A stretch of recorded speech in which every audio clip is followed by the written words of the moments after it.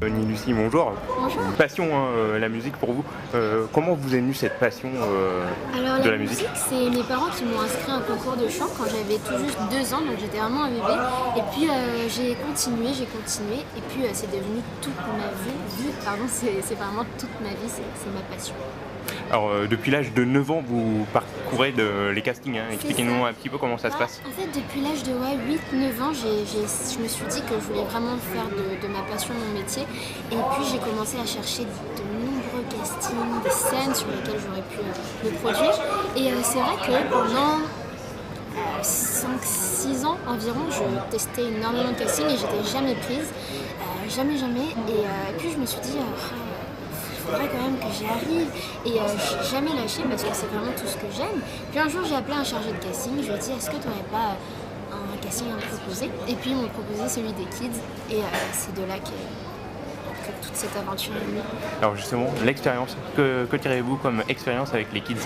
Alors les Kids United, du coup, c'était la plus belle expérience de ma vie. C'était les 3 plus belles années de ma vie. Je crois que j'ai jamais vécu d'émotions, d'événements, de moments aussi forts. Je pense que tous les souvenirs absolument resteront à jamais gravés en moi.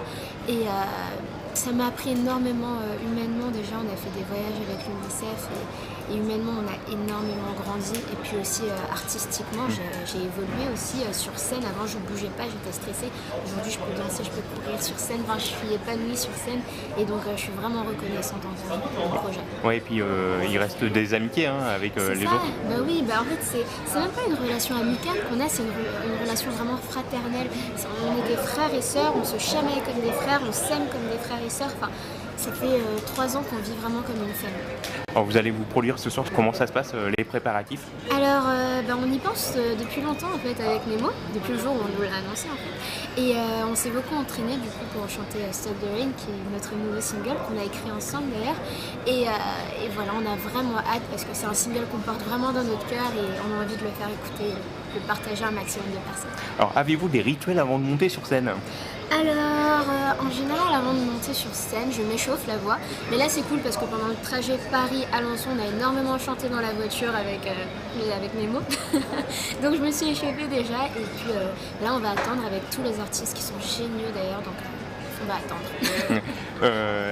Votre carrière solo donc débute. C'est ça. Et bah là, du coup, le single avec Nemo, c'est vraiment une transition pour aller vers ma carrière solo. Donc là, ça fait 1 mois et demi environ que j'écris et que je compose plus sérieusement sur mon album, que je suis en studio. Et voilà, il y a des collaborations. Je suis heureuse de travailler avec beaucoup de beaux auteurs et compositeurs.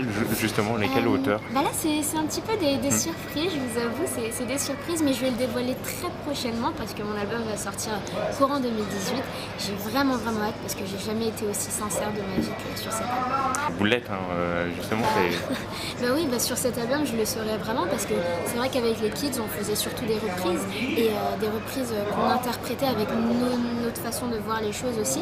Mais là, c'est vraiment mes histoires, les choses que j'aimerais raconter, c'est tous les petits détails qui me composent et que j'ai pas forcément eu le temps de raconter avec les Kids. Alors justement, qu'est-ce qui fait le succès des Kids ou même de vous Le succès des Kids, j'imagine que c'était parce qu'on chantait des chansons assez intergénérationnelles, on les revisitait aussi, donc au concert on voyait des grands-parents, on voyait des parents, on voyait des enfants, donc c'était vraiment quelque chose de très familial et on a essayé de toucher la France parce que c'était des périodes assez difficiles et on chantait des chansons de paix, d'espoir.